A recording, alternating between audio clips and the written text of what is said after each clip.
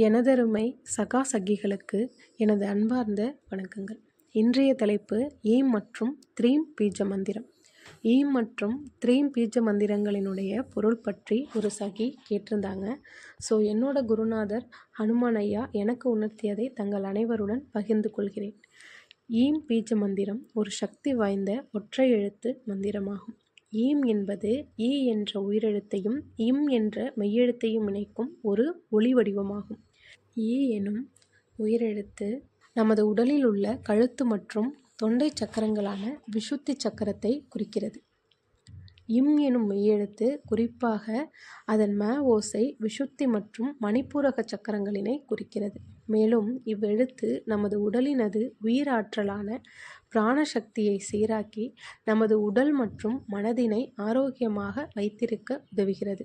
So இந்த ஈம் பீஜ மந்திரத்தினை நாம் தினந்தோறும் உச்சரிக்க நம் மனதில் உள்ள தடைகள் நீங்கி பிரபஞ்ச ஆற்றலை ஈர்க்க தொடங்குகிறோம். மேலும் ஈம் பீஜ மந்திரம் சரஸ்வதி தேவியுடன் தொடர்புடையது. சரஸ்வதி தேவி எதற்கான கடவுள்? கல்விக்கான கடவுள் இல்லையா? ஸோ நம்மளோட ஞானம், பேச்சுத்திறன், புத்தி கூர்மை மற்றும் மனதில் தன்னம்பிக்கையை அதிகரிக்கிறது. அடுத்ததாக த்ரீம் பீஜ மந்திரம் பற்றி பார்ப்போம். த்ரீம் பீஜ மந்திரம் சமஸ்கிருதத்தில் ஹ்ரீம் என உச்சரிக்கப்படுகின்றன.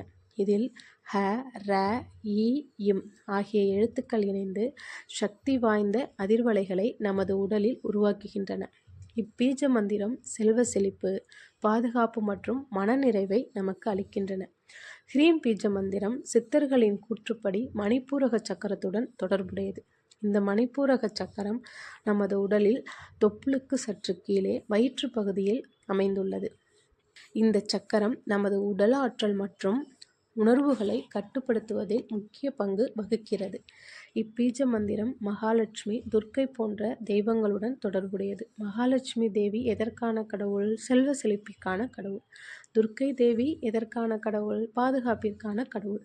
ஆக இப்பீஜ மந்திரத்தினை நாம் தினம்தோறும் உச்சரிக்க நமது வாழ்வியல் பாதைகள் மாறி மனதில் திருப்தி மற்றும் மன அமைதி திளைத்தோங்கும். இல்லைங்க, இந்த மந்திரங்கள் எதையும் என்னால் சொல்ல முடியலனாலும் பரவாயில்ல.